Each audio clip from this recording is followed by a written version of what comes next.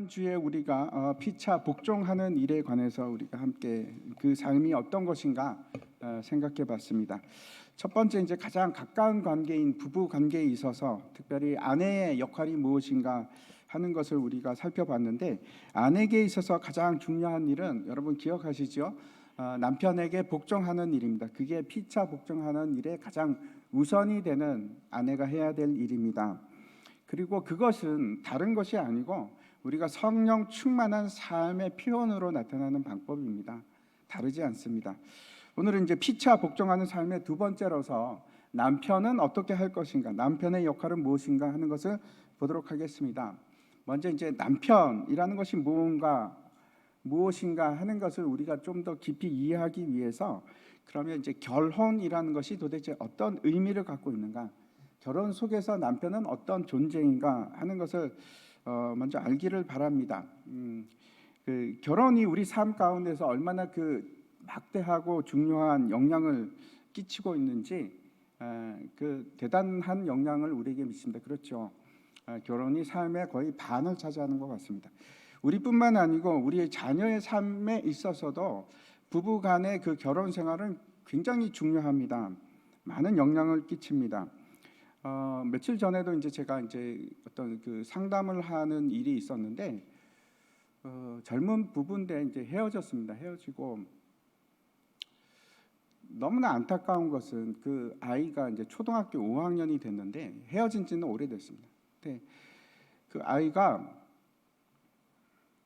그 정신적인 문제 때문에 너무나 힘들어하고 지금 이제 정신 그 치료를 받지 않으면 힘든 그런 속에 있습니다. 근데 이제 결국은 그것이 어릴 때 부모로부터 무한대로 받아야 되는 그 사랑이 그걸 받지 못해서 그런 일이 생기는 것 같습니다. 그런 일들이 늘 항상 부부와의 관계가 좋지 않으면 그 아이들이 너무나 큰 영향을 받습니다. 그걸 늘 보게 됩니다.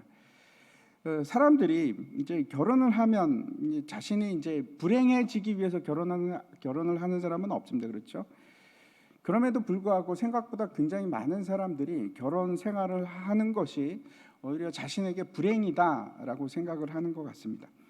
제가 이제 2018년 통계를 한번 찾아봤는데, 우리나라 전체 인구로 본다면 한 25만 명 좀 넘게, 25만 7,600명, 600명이 아니고 600쌍이 결혼을 했습니다. 2018년 동안에 26만 건 정도의 결혼이 이제 등록이 됐고, 그리고 이제 2018년 한 해 동안 이혼은 어느 정도였는가 하면 10만 8,700건입니다.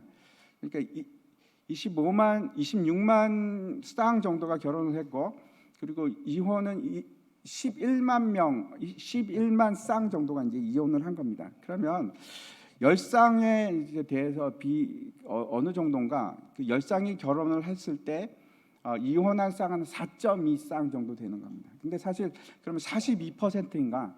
그렇지는 않습니다. 왜 그런가 하면 저 이혼을 하는 사람들은 2018년에 결혼하고 이혼을 하는 것이 아니고, 그렇죠? 훨씬 오래된 사람들입니다. 한 15년, 평균 15년 정도 지나고 이혼을 했던 사람들입니다. 이제 제일 많이 이혼하는 사람들이 20년이 지나고 나서 가장 많은 퍼센테이지가 이혼을 하고, 그리고 그 다음에 이혼을 많이 하는 그 나이 연령 그 때가 어느 때인가 하면 결혼을 하고 나서 4년 이내에 사람들이 주로 많은 이혼을 합니다.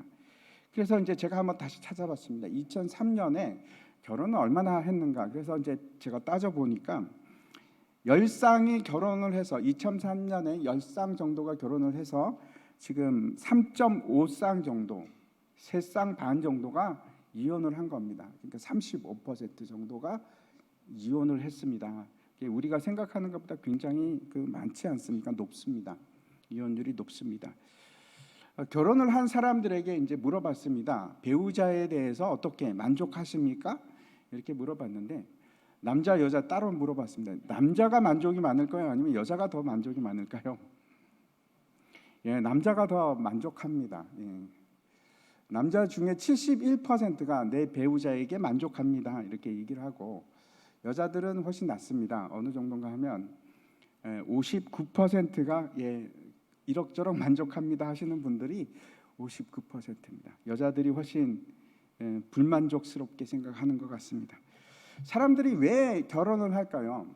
여러분은 어떻게 생각하십니까?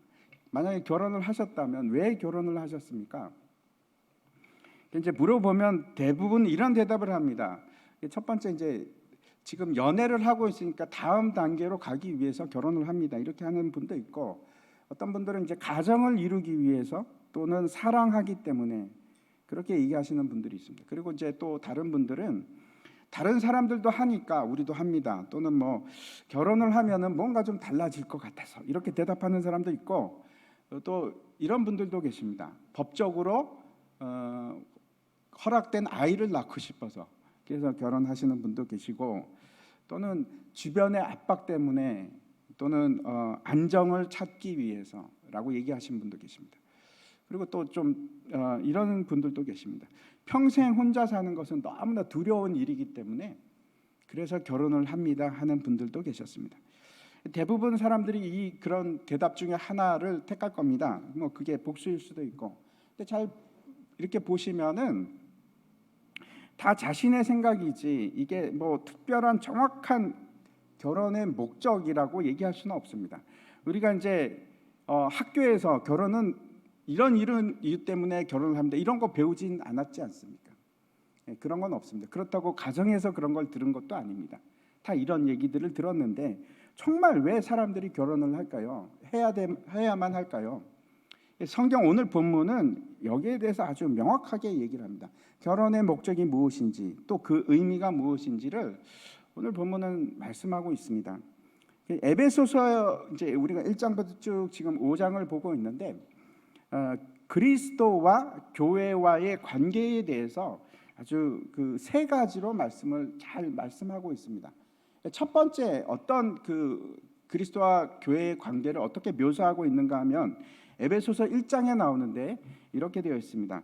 교회는 그의 몸이니 만물 안에서 만물을 충만케 하시는 이의 충만함이니라. 뭐라고 하는가 하면 교회는 예수 그리스도의 몸이다 이렇게 말씀을 합니다. 이것이 첫 번째 그림입니다. 그래서 그리스도는 우리의 교회의 머리가 되고 우리는 그의 몸이 되어서 떨어져 있는 것이 아닙니다. 그가 우리의 리더가 되는 것이고 우리의 주인이 되는 것이고 우리는 따르는 자가 되는 거고, 그리고 그렇다고 해서 떨어져 있는 개체가 아니고 붙어 있습니다. 몸과 머리가 떨어져 있는 것은 말이 안 됩니다. 그렇죠? 붙어 있는 겁니다. 이것이 에베소서가 말하고 있는 그리스도와 교회의 첫 번째 모습입니다. 그리고 이제 두 번째를 보면 에베소서 2장에서 말씀하고 있는데 제가 다시 한번 읽어보겠습니다. 그의 안에서 건물마다 서로 연결하여 주 안에서 성전이 되어가고 너희도 성령 안에서 하나님이 거하실 처소가 되기 위하여 예수 안에서 함께 지어져 가느니라. 두 번째 우리에게 보여주는 그림의 내용은 어떤 건가 하면 우리가 서로 연결이 되어 가면서 지어지는 집, 그래서 그리스도 안에서 함께 지어져 가서 결국은 하나님의 처소가 되는 집, 그것이 두 번째 우리에게 보여주는 그림입니다. 이게 예수 그리스도와 교회의 관계입니다. 근데 여기 잘 보시면 우리가 꼭 기억해야 될 것이 다 지어진 집이 아니고 지금 지어져 가고 있는 집입니다. 지어져 가는 중인 겁니다. 그리고 거할 처소라는 것은 하나님께서 거한다는 것은 그렇죠. 하나님께서 같이 거하기 위해서는 우리가 어떻게 해야 될까요? 더러운 채로 있을 수 있습니까? 하나님은 거룩하신 분이기 때문에 죄와 거룩하지 못한 것은 같이 할 수가 없습니다. 그래서 우리가 지어져 가는 집이고 하나님의 처소가 되기 위해서는 점점 어떤 뜻일까요? 거룩해져 가야만 하는 것이 교회와 그리스도와의 관계 그림입니다. 또 그리스도와 함께 있는 집입니다. 그래서 그리스도와 함께 어려움도 겪고 기쁨도 함께 겪고 함께 하는 것이 교회입니다. 고우나 미우나 함께 하는 것입니다. 그리고 세 번째 우리에게 보여주는 그림이 있는데 오늘 본문의 말씀입니다. 25절인데 같이 한번 읽겠습니다. 시작. 남편들아 아내 사랑하기를 그리스도께서 교회를 사랑하시고 그 교회를 위하여 자신을 주심같이 하라. 교회는 궁극적으로 어떤 모습을 가지게 되는가 하면 정결한 그리스도의 신부의 모습입니다. 그리고 그 남편은 누굽니까? 예수 그리스도. 이 세 가지 그림이 예수 그리스도와 교회와의 관계에 대해서 우리에게 명확하게 보여주고 있는 그림입니다. 그뿐만 아니고 이 그림이 곧 어떤 의미인가 하면 결혼의 의미입니다. 결혼이 무엇인지, 그리고 아내의 역할이 무엇인지, 남편의 역할이 무엇인지를 아주 분명하게, 그러면서도 간단하게 우리에게 보여주는 그림입니다. 성경은 여기서 보면은 우리에게 남편됨에 있어서 아내에게 요구하는 것보다 훨씬 더 높은 수준을 요구합니다. 아내는 남편에게 어떻게 해야 됩니까? 죽게 하듯이 복종해야 되는 그런 관계인데, 그것이 피차 복종하는 방법입니다. 그런데 남편에게 요구하는 것은 뭐를 지금 요구하는가 하면, 아내 사랑하기를 예수님께서 교회를 사랑하셨던 것 같이, 그런 것 같이 하라고 하십니다. 그래서 그 사랑의 요구가 수준이 최고의 수준을 요구합니다. 최고의 수준입니다. 죽기까지.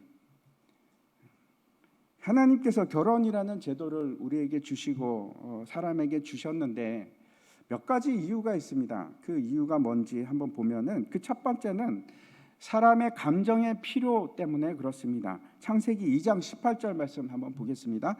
여호와 하나님이 이르시되 사람이 혼자 사는 것이 좋지 아니하니 그가 내가 그를 위하여 돕는 배필을 지으리라 하시니라.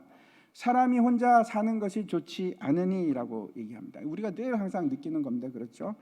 혼자 있는 것은 외로울 뿐만 아니라 누군가, 우리는 서로 의지할 수 있는 그런 사람이 필요합니다. 내가 기쁠 때 함께 기뻐해 줄 수 있는 사람, 내가 슬플 때 함께 울어줄 수 있는 사람, 그리고 나를 사랑해 주고 나를 위로해 줄 사람이 필요합니다. 우리가 사회적 관계 속에서 살아가기 때문이기도 하고, 이것이 사람들에게 반드시 필요한 그 감정의 요구이기도 합니다. 두 번째, 이제 결혼은 또 어떤 그 목적을 가지고 있는가 하면, 자녀를 생산하고 그래서 하나님의 명령을 이 땅에서 성취하고 이루는 것, 이 땅에 하나님의 뜻으로 충만케 하는 일을 위해서 필요한 일입니다. 창세기 1장 28절에 보면은, 하나님이 그들에게 복을 주시며 하나님이 그들에게 이르시되 생육하고 번성하여 땅에 충만하라, 땅을 정복하라, 바다의 물고기와 하늘의 새와 땅에 움직이는 모든 생물을 다스리라 하시니라. 땅에 충만케 되고 땅을 정복해서 하나님의 뜻을 이루는 것, 그거는 혼자서는 불가능합니다. 혼자서는 안 되고, 결혼을 통해서 자녀를 생산하는 일이 반드시 수반이 되어야 됩니다. 뿐만 아니고, 자녀를 잉태한다는 것은, 그 뜻은 어떤 의미를 가지는가 하면, 자녀를 잉태함으로 예수 그리스도께서 이 땅에 오시게 됩니다. 과거에만 그랬던 것이 아니고 우리에게도 동일합니다. 우리가 그렇게 충만케 이 땅에서 하나님의 자녀들이 충만케 됨으로 예수님께서 다시 오시게 됩니다.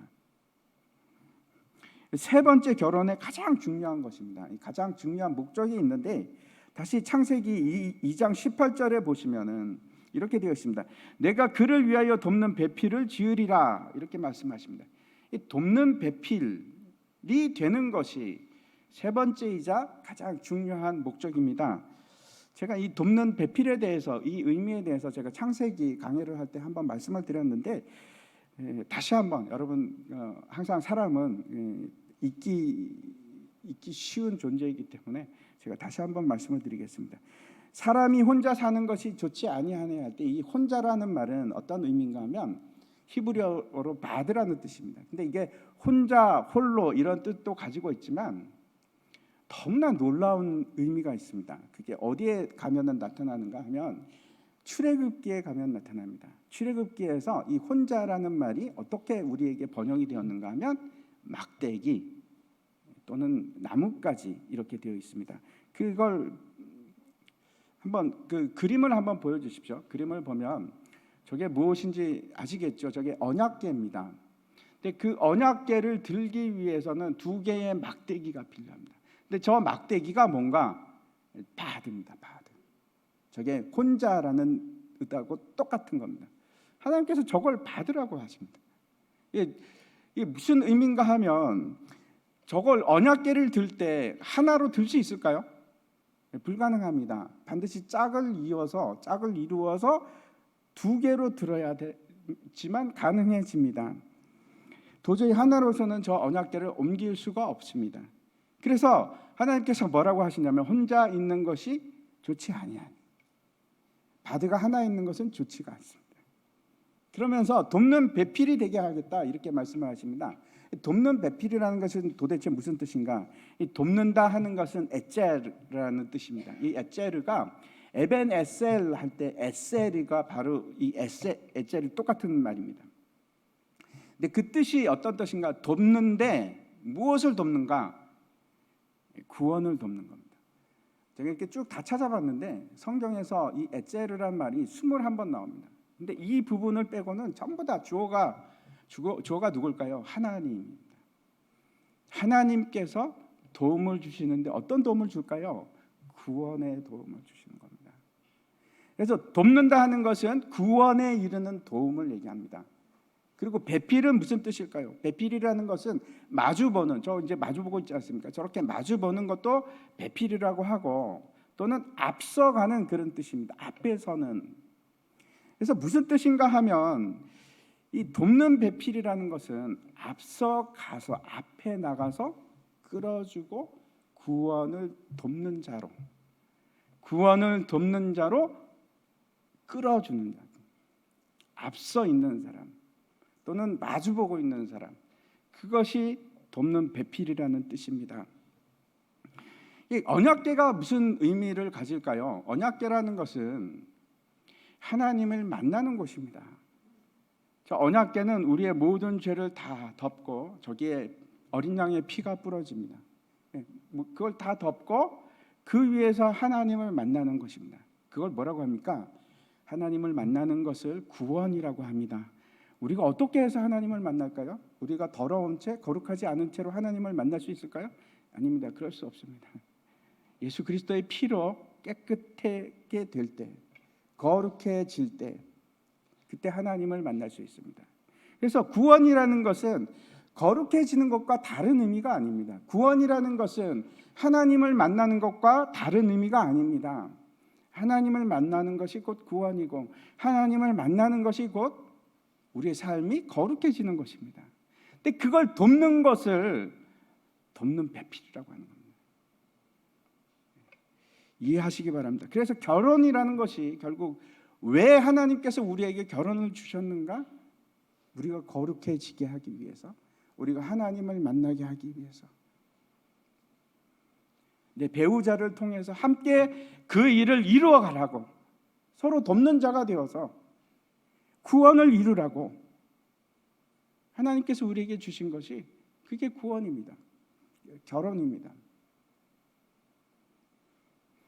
오늘 본문 말씀 31절과 32절 말씀을 보면 이거 같이 한번 읽겠습니다. 같이 읽겠습니다. 그러므로 사람이 부모를 떠나 그 아내와 합하여 그 둘이 한 육체가 될지니 이 비밀이 크도다. 나는 그리스도와 교회에 대하여 말하노라. 여기서 뭐라고 하는가 하면 아내와 합하여 그 둘이 한 육체가 되는 것, 이것이 결혼입니다. 근데 이 비밀이 크도다, 이것이 곧 그리스도와 교회의 관계다, 이렇게 얘기하고 있는 겁니다. 결혼은 예수 그리스도와 교회의 관계가 결코 다르지 않은 겁니다. 같은 겁니다. 그리스도께서 죽으심으로 교회를 만드신 이유가 구원을 이루기 위해서, 예수 그리스도의 구원의 일들을 성취하는 것이 교회입니다. 마찬가지로 결혼의 궁극적인 목적은 돕는 배필이 됨으로 구원을 이루어 가는 것입니다. 서로가 서로를 위해서 피차 복종하는 것은 왜 서로 피차 복종해야 될까요? 거룩해지기 위해서, 나를 통해서 내 배우자가 거룩해지기 위해서, 그걸 내가 돕는 역할을 하는 겁니다. 그게 결혼의 완성입니다. 그래서 결혼의 완성은 결국 어디에서 드러나는가 하면 우리가 예수 그리스도의 정결한 신부가 되므로, 그것을 성취함으로 우리의 결혼이 완성이 됩니다. 그 얘기가 요한계시록 21장에 나옵니다. 다시 말씀드려서 그리스도의 정결한 신부가 되는 것, 그것이 결혼의 목적입니다. 하나님께서 아담에게 돕는 배풀을 주시기 위해서 어떻게 하셨는가 하면 아담에게 깊은 잠이 들게 하십니다. 근데 그 깊은 잠이 든다 하는 말은 성경에서 단 3번만 나옵니다. 근데 그게 어떤 뜻인가 하면 깊은 잠을 든다는 것은 죽음에 이르는 잠입니다. 죽은 상태를 얘기합니다. 하나님께서 아담을 죽은 상태로 만드십니다. 그리고 그 옆구리를 열어서 갈비뼈를 취하시고 그 갈비뼈로 여자를 만드신 겁니다. 그래서 남자와 여자는 다르지 않고 남자로부터 여자가 나왔고 남자와 여자는 한 몸입니다. 하나입니다. 동일한 일이 예수 그리스도께 똑같이 일어납니다. 예수님께서 십자가에 달리시고 로마의 병사가 그 옆구리를 찌릅니다. 그리고 그 옆구리에서 피와 물이 쏟아집니다. 요한복음 19장에 나오는 말씀인데 제가 한번 읽어보겠습니다. 예수께 이르러서는 이미 죽으신 것을 보고 죽으셨습니다. 다리를 꺾지 아니하고 그중 한 군인이 창으로 옆구리를 찌르니 그 피와 물이 나오더라. 이 피와 물을 통해서 교회가 세워집니다. 이 피는 우리를 깨끗게 하는 피고 희생의 피고 구원의 피입니다. 이 물은 우리를 위한 생명수가 됩니다. 요한복음 7장에 생명수에 대해서 말씀하시는데 같은 맥락입니다. 제가 한번 읽어보겠습니다. 명절 끝날 곧 큰 날에 예수께서 서서 외쳐 이르시되 누구든지 목마르거든 내게로 와서 마시라. 나를 믿는 자는 성경의 이름과 같이 그 배에서 생명수의 강이 흘러나오리라 하시니 이는 그를 믿는 자들이 받을 성령을 가리켜 말씀하신 것이다. 다시 말씀드려서 아담을 통해서 하와를 만드신 것이나 예수 그리스도를 통해서 교회를 만드신 것이나 똑같이 죽음을 통과해서 만들어집니다. 그래서 남편은 자신의 몸된 아내를 사랑하기를 예수 그리스도께서 그 교회를 사랑하심으로 그 몸을 주심과 같이 그와 같이 아내를 사랑해야만 합니다. 성경이 뭐라고 말씀하시는가 하면 남편이 아내를 사랑하는 것처럼 예수님께서 교회를 사랑하셨다 이렇게 얘기하지 않습니다. 예수님께서 교회를 사랑하셨기 때문에 너희 남편들도 그와 같이 아내를 사랑하라 그렇게 얘기합니다.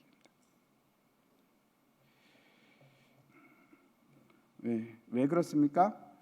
그의 몸이기 때문에.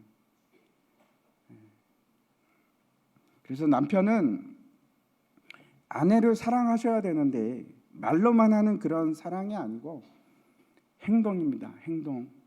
행동으로 보여주는 사랑을 하셔야 됩니다. 근데 예수님께서 그 행동이 어떤 것인지 보여주셨습니다. 어떤 행동이십니까? 죽으심으로, 희생하심으로. 희생을 통한 사랑입니다. 이것이 첫 번째 남편의 역할입니다. 아내를 사랑하는데 희생하는 사랑을 하셔야 됩니다. 제가 늘 말씀드리지만 사랑은 여러분 감정이 아닙니다. 착각하시면 절대 안 되십니다. 사랑은 감정이 아닙니다. 감정은 3개월만 지나면 완전히 사라져 버립니다. 그런 걸 사랑이라고 성경은 얘기하지 않습니다. 늘 사랑은 행동으로 나타납니다. 사랑은 자신의 유익을 구하지 아니하고 사랑은 반드시 희생을 수반하는데 손해를 감수하고서라도 하는 것이 사랑입니다. 내 육체가 좀 힘들더라도 아내를 배려하고 내가 시간이 없더라도 아내를 위해서 시간을 사용하고 희생하는 겁니다. 사랑은 희생하는 겁니다. 귀찮아가 아닙니다. 수고를 더하고 그런 것을 희생이라고 합니다. 뿐만 아니고 골로새서에서 이렇게 말씀을 합니다. 이거 같이 한번 읽겠습니다. 같이 읽겠습니다. 남편들아 아내를 사랑하며 괴롭게 하지 말라. 이 괴롭게 한다는 것은 무슨 뜻일까요? 화가 나게 하고 속이 쓰라리게 하는 거, 속이 쓰리게 하는 거, 그걸 얘기합니다. 그렇게 하지 말랍니다. 고린도전서 13장 우리가 그 사랑의 그 정의를 다시 한번 보면 4절과 5절에 이렇게 되어 있습니다. 사랑은 오래 참고 사랑은 온유하며 시기하지 아니하며 사랑은 자랑하지 아니하며 교만하지 아니하며 무례히 행하지 아니하며 자기의 유익을 구하지 아니하며 성내지 아니하며 악한 것을 생각하지 아니하며. 사랑한다는 것은 여러분 무례히 행치 않은 것이고 내 유익을 구하는 것도 아니고 성내는 것도 사랑이라고 할 수가 없습니다. 사랑은 언제나 희생하는 겁니다. 그 사랑을 하시기 바랍니다. 여기 이렇게 보면 이제 남편분들도 참 많이 계시는데 남편분들 그렇게 하실 겁니까? 아무도 대답을 안 하시네. 아멘이십니까? 소리가 너무 작은 것 같아서 제가 다시 한번 묻겠습니다. 희생하는 사랑을 하시겠습니까? 제가 다 기억할 겁니다. 하셔야 됩니다. 제가 그렇게 얘기하는 게 아니고 성경이 그렇게 해요. 성경 말씀 무시하지 마십시오.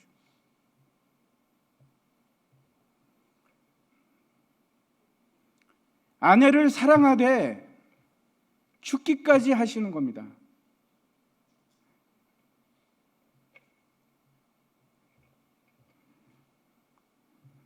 두 번째, 남편이 해야 될 의무가 있습니다. 행동이 있습니다.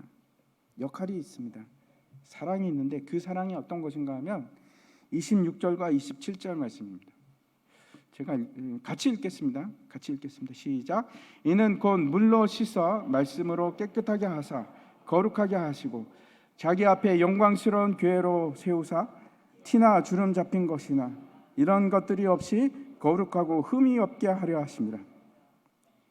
두 번째, 남편이 아내에게 해야 될 사랑은 어떤 사랑인가 하면 정결하게 하는 사랑입니다. 깨끗하게 하고 거룩하게 하는 것, 그래서 죄를 씻어주는 사랑. 이 구별한다, 이 깨끗하게 하고 거룩하게 한다는 것은 어떤 뜻인가 하면 구별하는 것이고 또 다른 의미가 있습니다.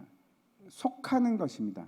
내가 그에게 속하고 그가 나에게 속하고 누구에게 속한다 하는 의미를 가집니다. 무슨 말씀인가 하면 결혼을 한다는 것은 아내는 남편에게 속한 자가 되는 것이고 남편은 아내에게 속한 자가 되어서 서로 자기 몸을 주장할 수가 없습니다. 근데 그걸 뭐라고 하는가 하면 그걸 거룩이라고 합니다.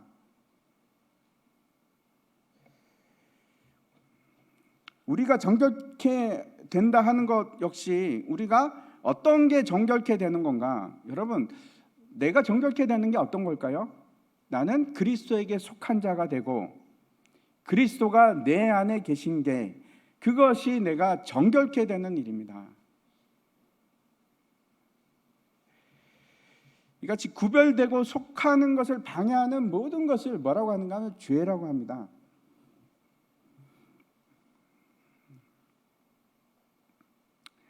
예수님께서 말씀을 통해서 그의 교회를 깨끗게 하셨습니다. 그리고 지금도 말씀을 통해서 그의 교회를 깨끗게 하십니다. 그래서 그 말씀을 통해서 예수님께서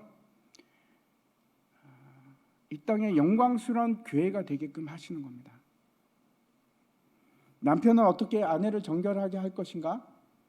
사랑으로. 아내는 그 남편을 어떻게 사랑하는가? 어떻게 사랑합니까? 아내는 남편 밑에 무릎을 꿇고 복종함으로 사랑하는 것이고 피차 복종하는 것이고, 남편은 어떤 식으로 아내를 섬기는가? 피차 복종해야 되는가? 사랑함으로. 그런데 그 사랑이 두 번째 제가 말씀드립니다. 거룩의 본을 보임으로, 거룩함을 보임으로 그렇게 사랑하셔야 됩니다. 남편은 가장입니다. 그래서 집의 제사장이기도 합니다. 그 역할을 맡은 사람입니다. 제사장이 하는 일이 뭔가 하면 그 아내를 비롯해서 그 자녀 모든 사람을 죄와 더러움에서 보호하고 지킬 의무가 있습니다. 그게 남편입니다. 남편은 그 일을 하셔야 됩니다. 남편은 그 가정을 지켜야 합니다. 무엇으로부터? 더러움으로부터, 죄로부터. 그렇게 하기 위해서 남편은 그 자신이 말씀으로 정결함을 유지하셔야 합니다. 훨씬 더 중한 책임을 남편이 맡고 있습니다. 고린도전서 7장 말씀인데 3절과 4절 제가 읽겠습니다. 남편은 그 아내에 대한 의무를 다하고 아내도 그 남편에게 그렇게 할지라. 아내는 자기 몸을 주장하지 못하고 오직 그 남편이 하며 남편도 그와 같이 자기 몸을 주장하지 못하고 오직 그 아내가 하나니. 이게 정결한 겁니다. 이게 정결한 것입니다. 남편도 아내도 자기 몸을 자기 것이라고 마음대로 주장할 수가 없습니다.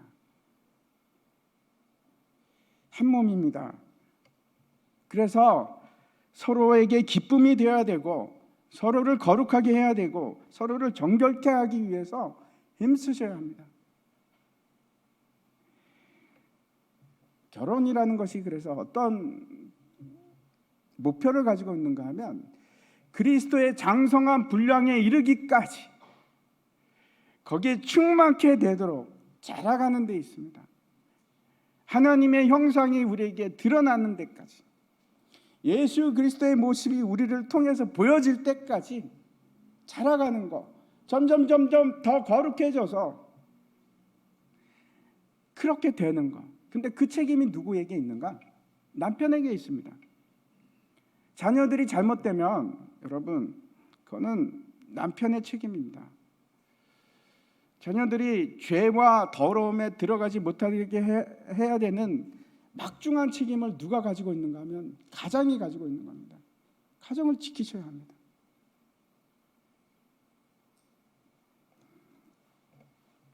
왜? 하나님의 거룩한 처소가 되게 하기 위해서, 하나님이 우리 안에 거하게 하기 위해서.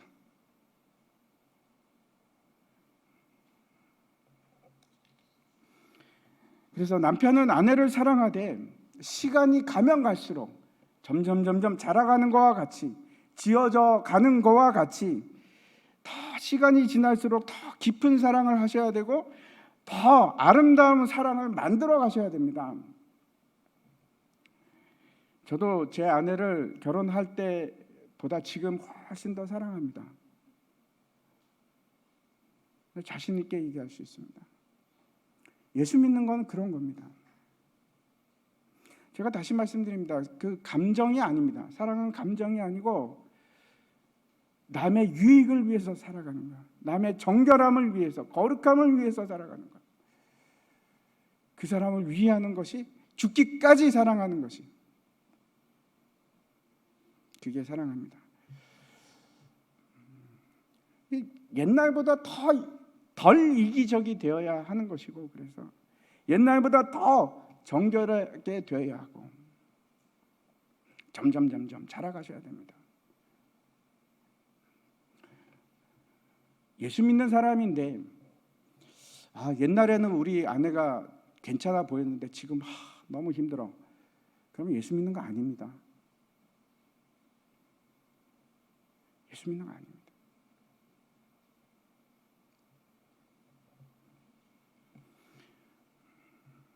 다시 고린도전서 13장에서 말하는 사랑이 어떤 것인지 한번 제가 5절과 6절을 읽어보면, 무례히 행하지 아니하며 자기의 유익을 구하지 아니하며 성내지 아니하며 악한 것을 생각하지 아니하며 불의를 기뻐하지 아니하며 진리와 함께 기뻐하고. 오늘날 교회가 완전하다고 생각하는 사람은 아무도 없을 겁니다. 교회는 여전히 불완전하고 여전히 공사 중입니다. 여전히 지어가고 있는 중입니다. 그래서 티도 있고 주름 잡힌 것도 있고, 티라는 것은 외부로부터 온 오염을 얘기하는 것이고, 그리고 주름이라는 것은 내부로부터 부패함, 죄 같은 것으로 인해서 생긴 것을 얘기합니다. 근데 끊임없이 말씀으로 다시 새롭게 되는 일들이 필요합니다. 더러워지고 또 다시 주름이 생기고, 그런 것은 다시 말씀으로 정결케 하고 또 정결케 하고. 제가 말씀드리는 건 그래서 교회에 흠이 있고 주름이 있는 것이 당연하다 이런 말씀을 드리는 것이 아닙니다. 그렇지 않습니다. 예수님께서 그의 영광된 몸된 교회를 세우시기 위해서 티나 주름 잡힌 것이 없고 거룩하고 흠이 없는 영광된 교회를 세우시기 위해서 그 상태를 유지하기 위해서 계속해서 말씀을 통해서 우리에게 주시는 것과 같이 우리는 깨끗하고 흠이 없는 상태를 지속적으로 유지하기 위해서 애쓰고 힘쓰는 자가 되어야 됩니다. 자랑이 아닙니다. 그게 있는 게 당연한 것이 아닙니다. 그래서 교회는 말씀으로부터 공급을 받아야 되고 양분을 받아야 되고, 그래서 깨끗함을 입어야 되고 지속적으로 그 일들을 해나가는 것이 교회입니다. 가정도 다르지 않습니다. 가정도 다르지 않습니다. 교회가 그렇게 함으로써 정결한 신부가 되는 것처럼 하나님의 말씀을 통해서 성령의 역사하심으로 그 일이 교회에서 일어나는 것처럼 가정에도 동일하게 일어나야 됩니다. 동일하게. 그리고 이 일을 누구를 통해서 하나님께서 하시기를 원하시는가? 남편을 통해서 하기를 원하십니다.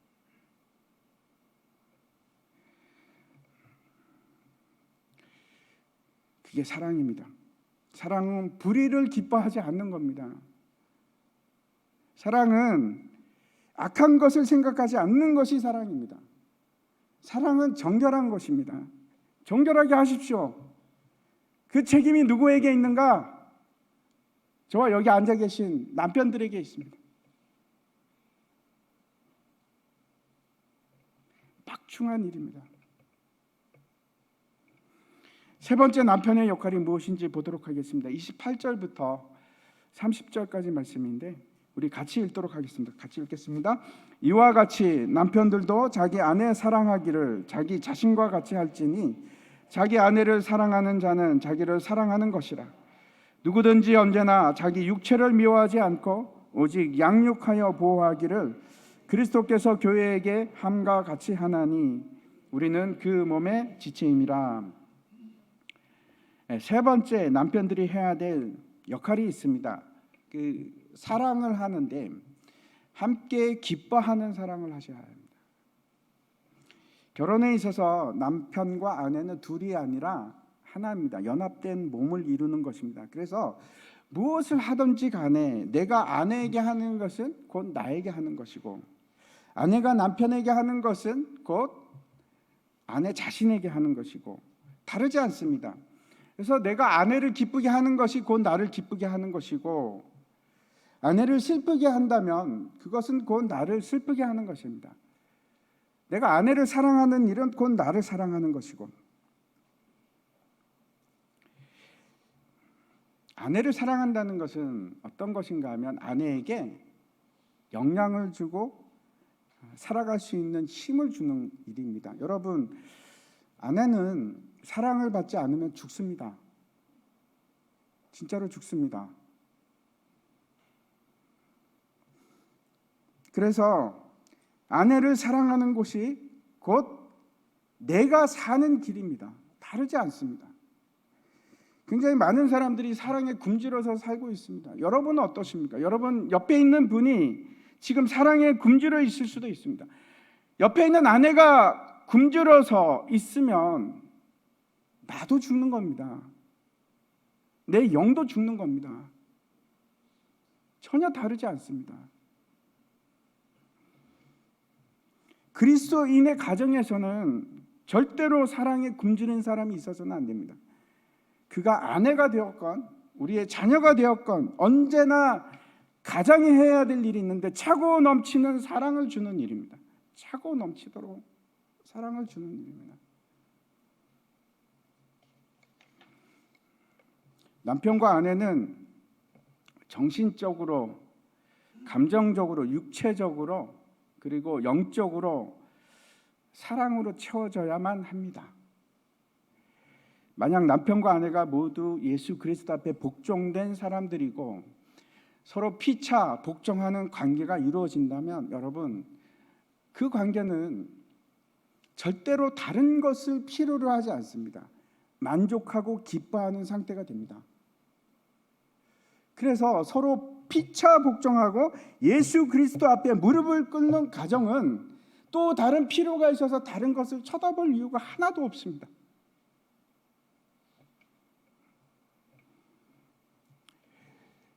아담은 자신의 육체의 일부를 하와에게 주었습니다. 그런데 예수 그리스도께서는 자신의 일부를 주신 것이 아니고 그 몸의 전부를 주셨습니다. 하나님께서는 아담의 옆구리를 여셨지만 부패하고 죄악된 우리는 예수 그리스도를 십자가 위에서 죽이고 그 옆구리를 창으로 찔렀습니다. 아내와 남편이 된다는 것은 한 몸을 이루는 것이고, 그래서 그 관계는 부모와 자식 간의 관계보다 훨씬 더 가까운 관계입니다. 그런데 우리가 성도가 되어서 예수 그리스도와 연합한 한 몸이 된다는 것은, 교회가 그리스도와 한 몸이 된다는 것은 그것보다 아내와 남편의 관계보다 훨씬 더 밀접한 관계입니다. 그리고 그것은 영원한 관계입니다. 사도 바울이 마지막으로 우리에게 명하는 말씀을 우리가 함께 보도록 하겠습니다. 33절인데 같이 읽겠습니다. 그러나 너희도 각각 자기의 아내 사랑하기를 자신같이 하고 아내도 자기 남편을 존경하라. 그래서 제가 말씀을 마치려고 하는데, 보통은 우리가 보는 것만큼 우리가 할 수 있습니다. 그렇죠? 보지 않고 어떤 일을 해 나간다는 것은 굉장히 힘든 일입니다. 쉬운 일이 아닙니다. 많은 경우 훌륭하고 존경받는 아버지 상을 본 적이 없습니다. 그런 남편상이 우리에게 잘 인식되지 못합니다. 그래서 이런 우리 중에서 여기 계신 분들이 저한테 이런 말씀을 하실지도 모르겠습니다. 저는 그런 사랑하는 남편이나 존경받는 아버지를 본 적이 없어요. 근데 제가 어떻게 그렇게 할 수 있을까요? 본 게 없는데, 어떻게 하는 줄 모르는데, 내가 어떻게 사랑하는지 모릅니다. 본 적이 없습니다. 그렇게 하실지도 모르겠습니다. 근데 우리에게는 누가 있는가? 예수님이 계십니다. 예수님께서 그 교회를 위한 사랑, 그 사랑을 우리가 잘 알고 있습니다. 예수님께서 십자가에서 죽으심으로 우리를 사랑하신 그 사랑을 알고 있고, 예수님께서 그 제자들을 섬기시는데, 사랑하시는데 그 발을 씻기시고 죽기까지 사랑하신 것, 끝까지 사랑하신 것을 우리가 알고 있습니다. 예수님께서 하나님께 순종하시는데 모든 존귀와 영광 다 버리고 낮아지심으로 순종한 것을 우리가 잘 알고 있습니다. 그 예수님이 우리의 롤 모델입니다. 우리가 해야 할 것은 말씀을 통해서 또 성령의 지배를 받아서 그 일을 행하는 겁니다. 기억하시기 바랍니다. 성령의 지배를 받는다는 것은 그게 성령의 열매를 맺는 것입니다. 그리고 여러분, 성령의 열매가 뭔지 아시지요? 사랑입니다. 사랑. 대부분 결혼 생활에 있어서 문제가 뭔가 하면 죄입니다. 그리고 그 죄의 본질이 뭔지 아시지요? 이기심입니다. 이기심. 그리스도께 복종하고 피차 서로에게 복종함으로 우리는 그 이기심을 극복할 수 있습니다. 다시 말씀드려서 성령 충만함으로 그 일을 감당할 수가 있습니다. 여러분, 성령 충만한 게 다른 것이 아니고 예수 그리스도 앞에 내가 복종하는 것이고, 그리고 피차 모든 사람에게 복종하는 거, 그게 성령 충만입니다.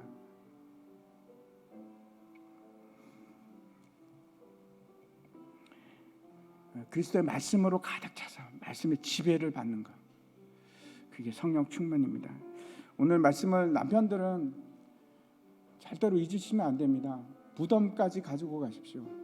아내를 사랑하시되 어떻게? 희생함으로 죽기까지 사랑하는 겁니다.